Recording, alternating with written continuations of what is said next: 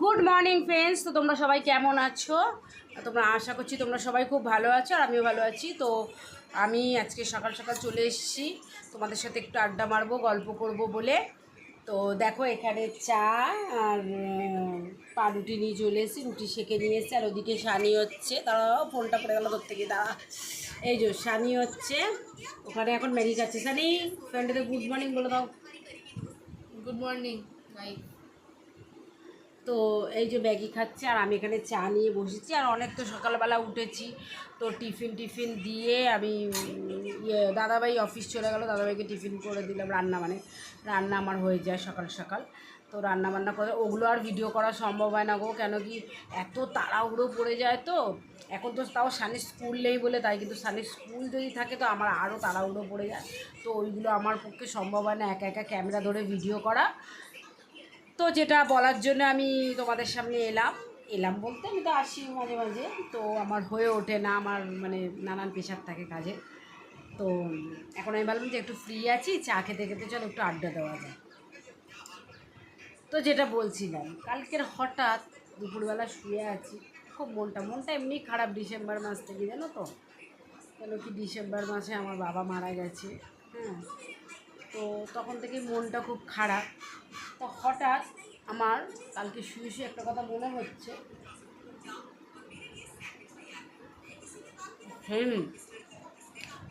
উঠেছি 6টা, এখন বাজে হচ্ছে 9:40। আমার সবে চা নিয়ে বসেছি। তো নানান কাজ থাকে, যাই হোক যেটা বলছিলাম।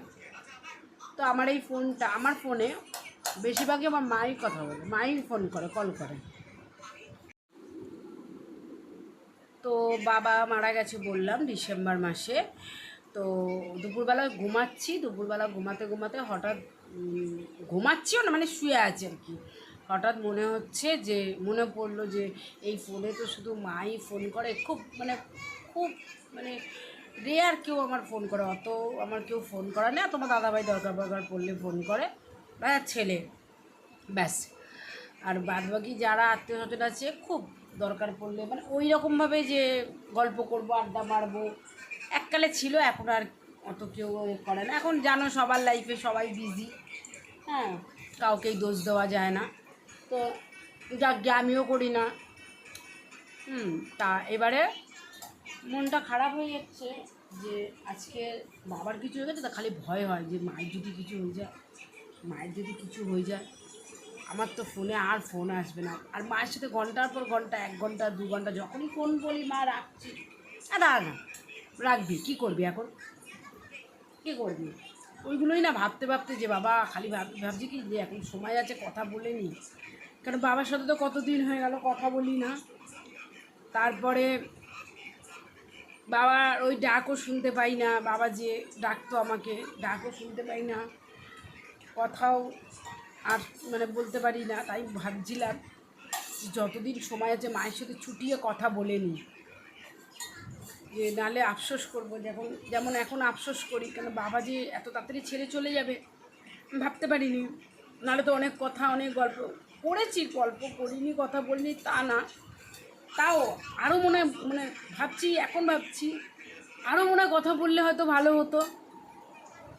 আরও যতটা সময় পেয়েছি বেশি বেশি করে কথা বলে নিতাম, বেশি বেশি করে কাছে থাকতাম। আমি না যেতে পারি না বাড়িতে, জানো তো। হ্যাঁ,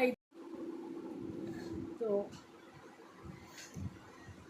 ওই কারণে মনটা খারাপ হয়ে যায় যে একটু হয়ে গেছিলাম, তাই ক্যামেরাটা অফ করতে বাধ্য হয়েছি।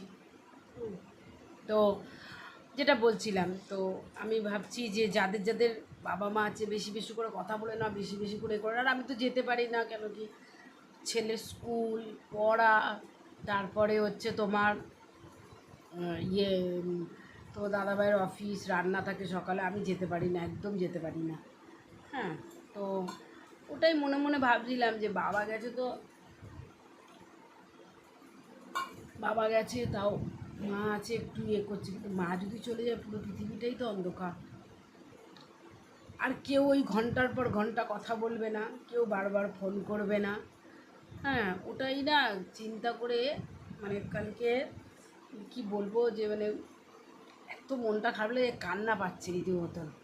আমি দুপুরবেলা এত ঘুম পায়, আমি দুপুরবেলা আমি ঘুমাতে পারছি না, এত মানে চিন্তা হচ্ছে, এত মানে ইয়ে হচ্ছে যে কী হবে।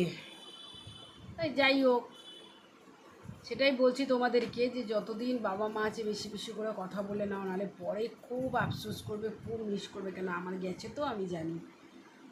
যে আমি খালি ভাবতাম যে আমার বাবা খালি বলতে একটু ফোন করতে পারিস না, আরে টাইম পেতাম না। হ্যাঁ, একটু ফোন করতে পারিস না, একটু কথা বলতে, তোর একটু টাইম নেই, আরে রান্না করবো, রুটি করবো, বাবাকে এরকম বলতাম। দাদাও এখন রুটি করবো, এখন এই করবো, কিন্তু একটু আসিস না, একটু আসতে পারিস না, বাবা বলতো। হ্যাঁ যাবো, আমি পরে যাবো, পরে পরে করে আর যাওয়া হতো না। তাই ভাবছি, আর এখন আর কেউ বলে না আসিস না, কথা বলিস না, ফোন করিস না, কেউ বলে না। মা আছে, মা বলে, কিন্তু বাবা আর বলে না। তো এখন ওইগুলো খুব মনে পড়ে যে বাবা এই বলতো, বাবা ওই বলতো। ভাবি যে যদি যেতাম, বাবা ডাকতো যদি রোজ যেতাম, যখনই ডাকতো তখনই যেতাম। বাবা ফোন করতে বলতো, তখনই যদি করতাম। রাখছি রাখছি যদি না করতাম, ভালো হতো। এতটা কম সময় পাবো তো বুঝতে পারিনি। যাই হোক, তাই তোমাদেরকে বলছি যে তোমরা যতদিন আছে কথা বলে নাও, নাহলে আফসোস করবে, আফসোস, খুব আফসোস করবে। আমি কথা বলেছি, কিন্তু কেন জানি না মনে হয় যে এখনও অনেক কথা বাকি আছে, অনেক কথা শোনার বাকি আছে, বলার বাকি আছে। এই কষ্ট, খুব কষ্ট,